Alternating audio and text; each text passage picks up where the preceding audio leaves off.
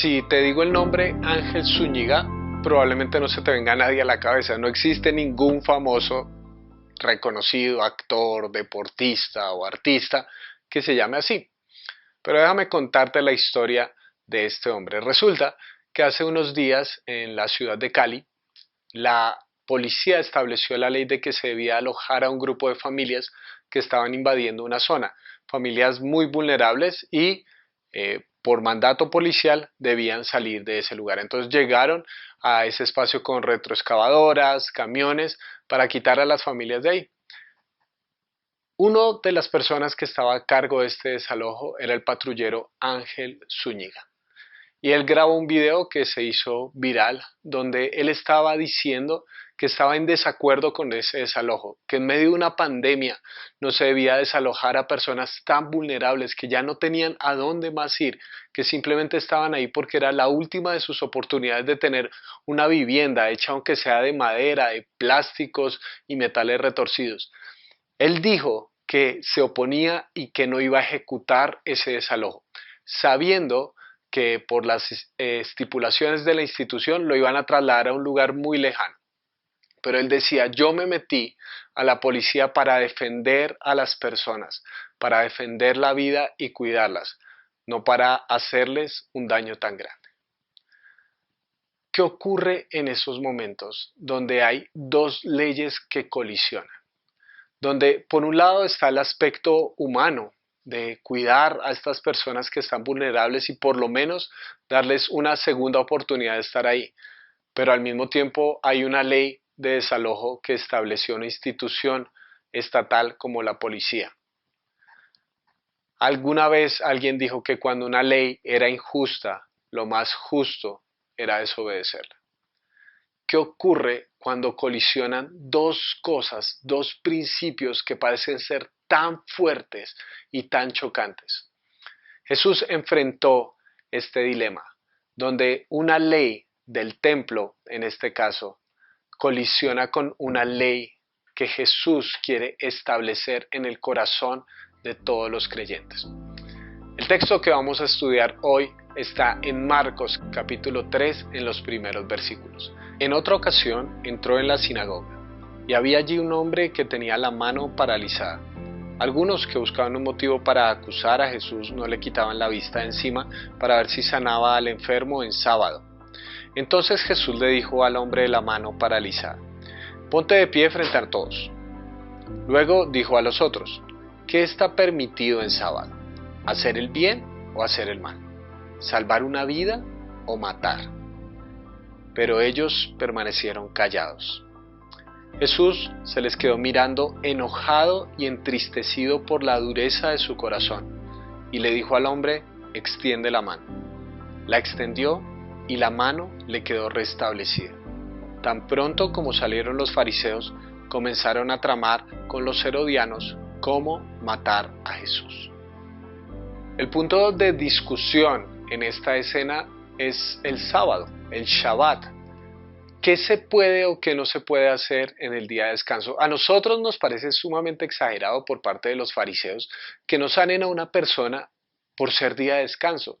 Pero para entender lo que estaba en su mentalidad tenemos que ir muchos años atrás en la historia del pueblo de Israel. Más exactamente hasta el libro del Éxodo, donde Dios libera a los israelitas que estaban siendo esclavizados por Faraón, rey de Egipto. Lo único que podían hacer en Egipto era hacer ladrillos y ladrillos y ladrillos. Estaban tan desesperados con tanta opresión que clamaron a Dios pidiendo liberación. Y dice el texto bíblico que Dios se acordó de ellos. Se acordó del pacto que había hecho con sus antepasados Abraham, Isaac y Jacob y los liberó gracias a Moisés. En el desierto, en la travesía que estaban emprendiendo hasta Canaán, Dios les entregó las leyes, dentro de las cuales estaba un mandato. En los 10 mandamientos dice que se acuerden del día de reposo, del Sabbat, porque Dios, cuando creó todas las cosas, tomó un día, el séptimo día, para regocijarse en lo que había hecho.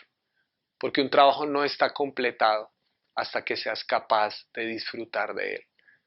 Dios miró la creación y vio Dios que todo era bueno. Entonces ahora Él quiere transmitir eso a su pueblo, que todo el tiempo eran hacedores humanos y le está diciendo, ustedes no son hacedores humanos, son seres humanos, no son simplemente máquinas de producción que todo el tiempo tienen que hacer cosas, sino que pueden parar cada semana, tomar una pausa de 24 horas para saber que su valor y que su identidad no proviene de lo que puedan producir.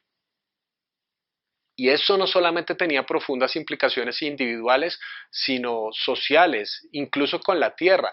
A la tierra se le tenía que dar también un descanso. Cada cierto tiempo se debía dejar la tierra sin sembrar y sin cosechar. No se debía sobreexplotar la tierra, sobreproducir la tierra, sino que se le debía dar un descanso.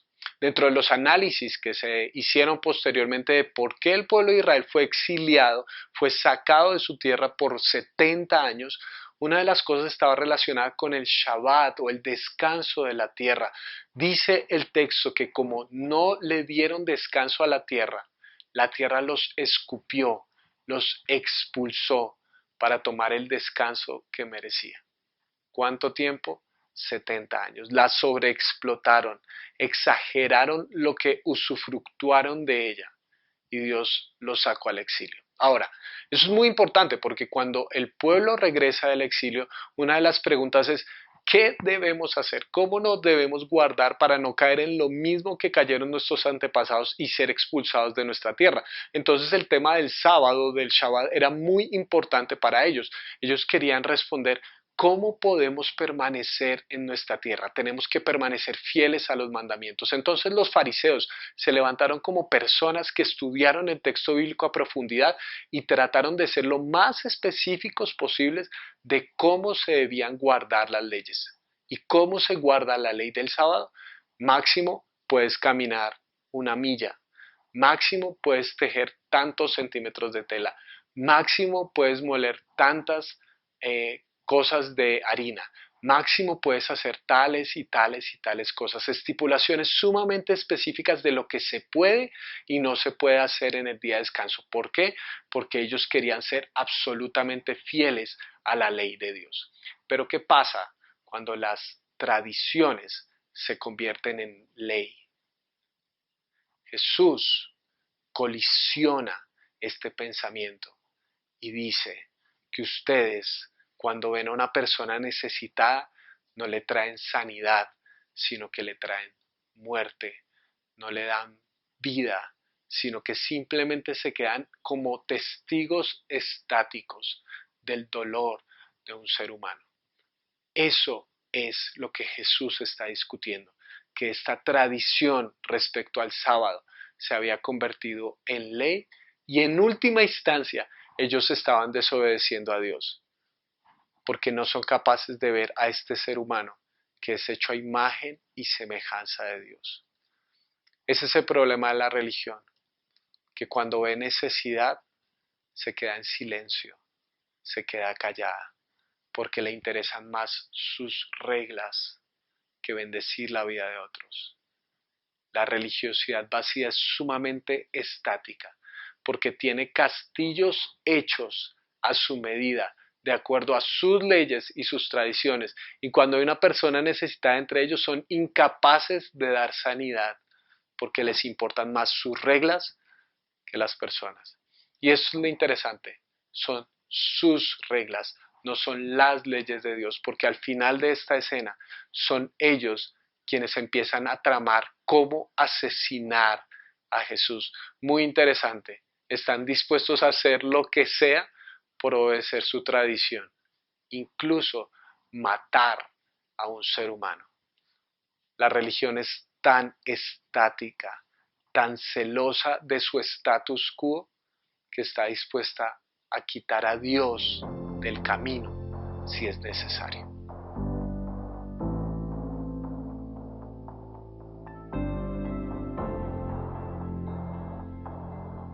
Hay una frase muy interesante dentro de todo esto y es que a Jesús le dio ira y tristeza, se enojó y le dio dolor esta situación.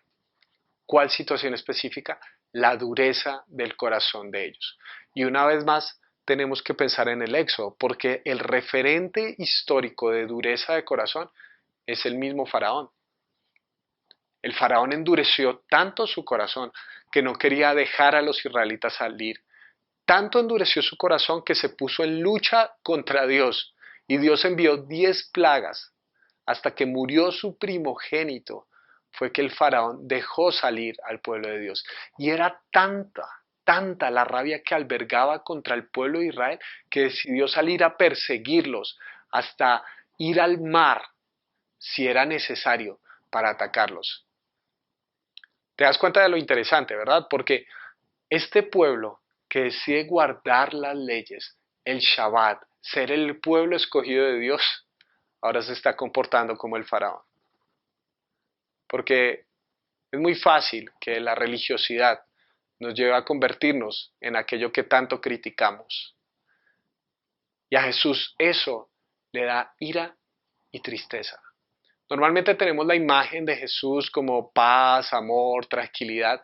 Es muy escasas las escenas donde encontramos a Jesús enojado. Y esta es una de esas. Y me encanta esa combinación. Ira y tristeza. Porque ver el estado de esas personas, ver el corazón endurecido, le produce a Jesús ira y profundo dolor.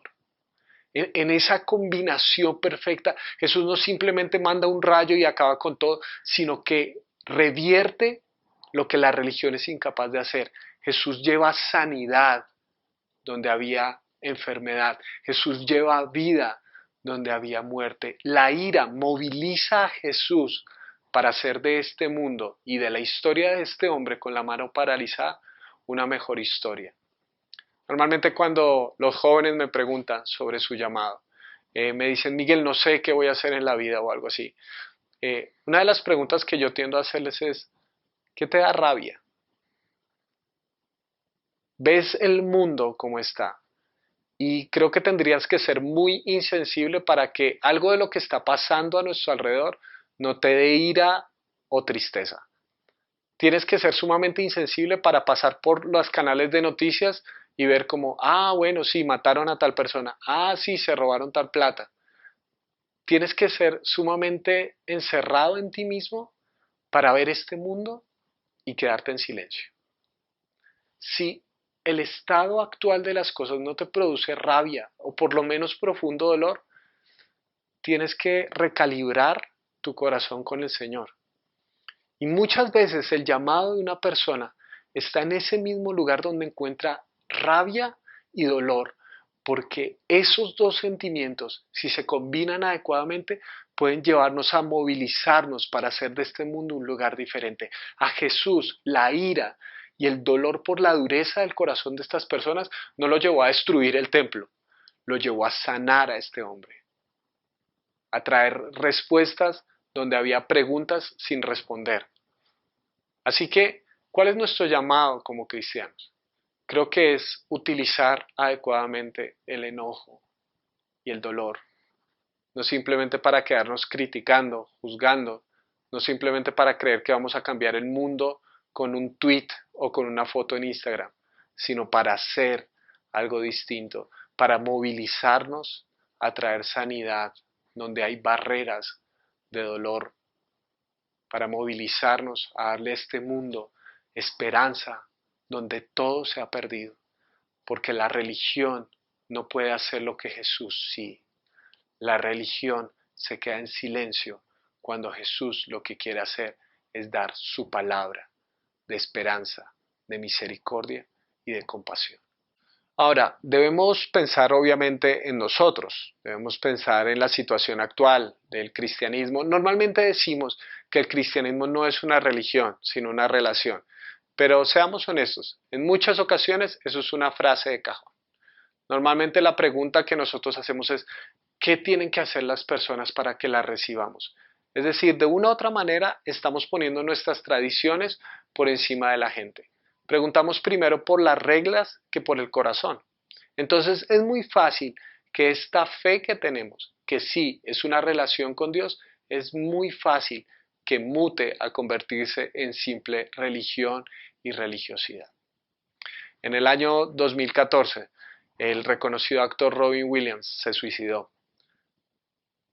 Una depresión lo llevó hasta el borde de la desesperación y decidió acabar con su vida. Una persona que a muchos de nosotros nos transmitió muchas alegrías con sus películas, una sonrisa tan icónica, una sonrisa que casi despertaba lágrimas de emoción.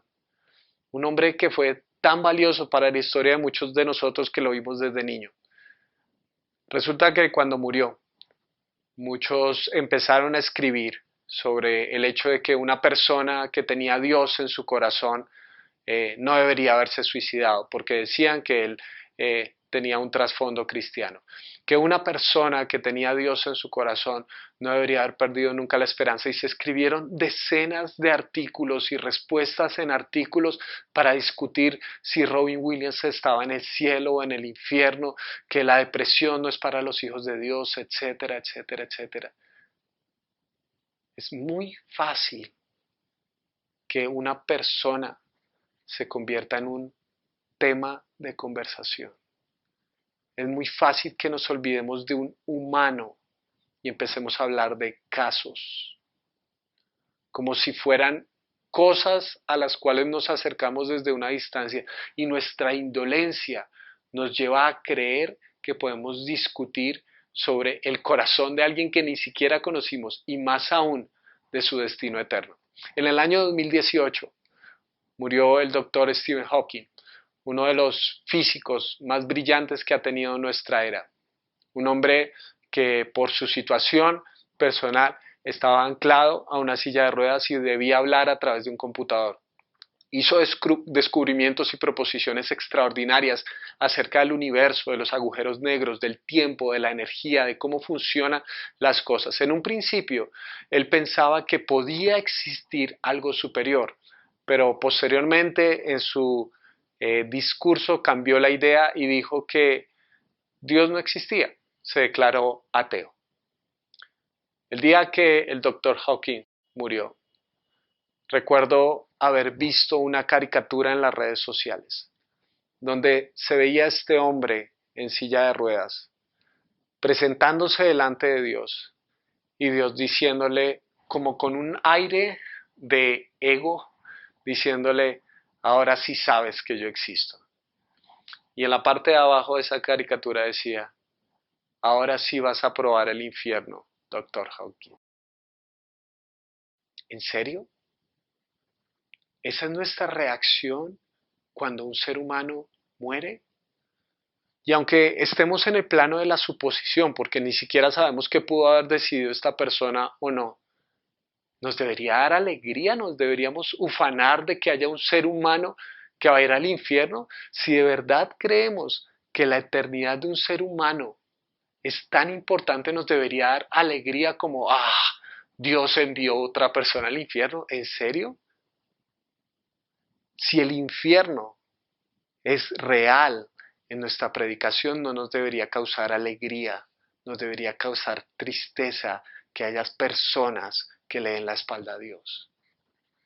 Si en nuestro discurso existen personas que hay enfermas, no deberíamos ufanarnos de decir, bien hecho, se lo tienen merecido por ser ateos, sino que deberíamos buscar cómo cambiar esa situación. Porque eso es lo que hace un seguidor de Jesús. No simplemente se ufana diciendo, se lo tienen bien merecidos porque son pecadores. Jesús no tomó esa posición frente a un hombre que estaba enfermo. Jesús actuó para sanar aquello que estaba roto. ¿Quiénes somos nosotros para sentirnos como jueces de la gente? Es muy fácil que nuestras tradiciones ocupen el lugar de Dios y que estemos incluso dispuestos a desplazar a Jesús, a matar a Jesús por permanecer con nuestras tradiciones, cuando lo que Él nos está invitando es abrir nuestros ojos a un día diferente, a ser los precursores de la gracia, a seguir inaugurando una nueva creación que llegará hasta la consumación de los tiempos y será por fin lo que Dios soñó que fuera. Podemos como cristianos tomar una posición diferente, una posición que le da a este mundo esperanza, que lo necesita, una posición que no simplemente se quede en silencio frente al dolor, sino que traiga sanidad, verdadera sanidad.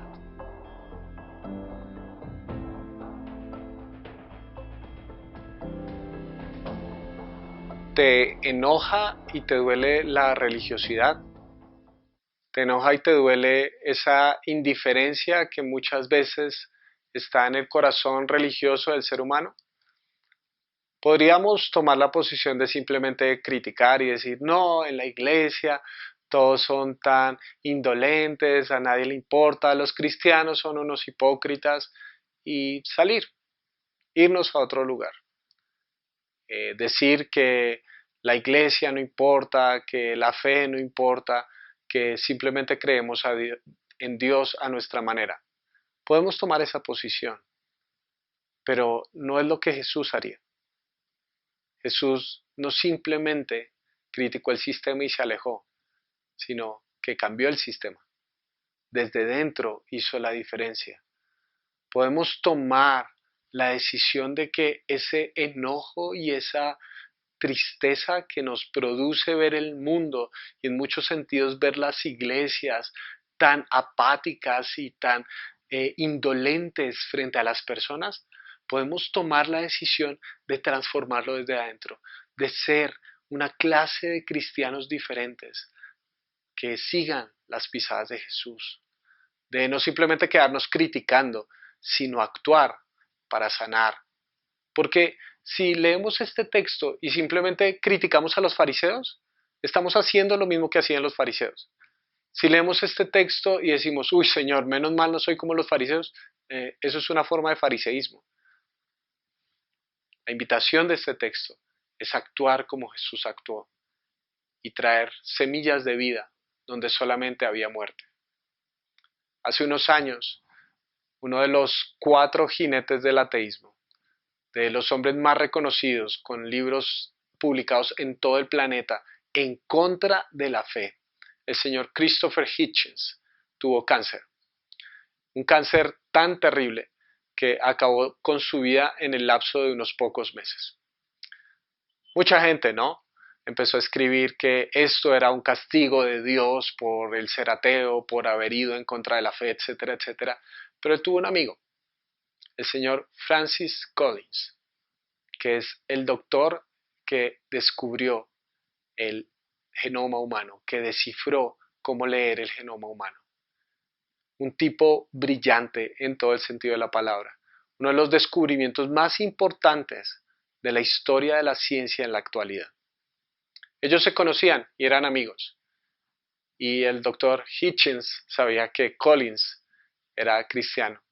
Y aún así tuvieron una buena amistad. Collins le hablaba de Jesús, pero él se negaba a reconocerlo. Y aún así no dejó de amarlo. En la biografía que escribieron posteriormente de Hitchens, dicen que una de las últimas personas que lo visitó, que lo cuidó y que estuvo junto a él en su lecho de muerte, fue Francis Collins. No lo abandonó en ningún momento, a pesar de que él no se convirtiera al cristianismo. Fue un amigo de verdad. Un amigo que ve al ser humano por encima de las creencias. Un amigo que está dispuesto a dar esperanza donde solamente hay dolor y rabia. Una persona que como Jesús está dispuesto a hablar un idioma diferente al que todo el entorno está hablando. Una persona que trae sanidad donde solamente había condenación, muerte y apatía. Mi oración es que nosotros podamos seguir las pisadas de Jesús, que cuando tengamos rabia y tristeza por ver lo que ocurre en este mundo, no simplemente nos quedemos apáticos y criticando, sino que hagamos algo diferente, que cuando nos dé rabia y tristeza podamos traer sanidad. Oro para que cada uno de nosotros pueda alejarse de religiosidades que lo llevan a esa estática de alejarse de los demás y podamos darle vida a este mundo que tanto lo necesita, que podamos parecernos a Jesús, que dejemos de ser jueces de las personas y empecemos a ser como nuestro Salvador, que le dio misericordia y compasión a este mundo que tanto lo está clamando. Oro para que te enojes un poco, que te dé tristeza, que ese enojo y esa tristeza se conviertan en catalizadores para que este mundo sea un mejor lugar.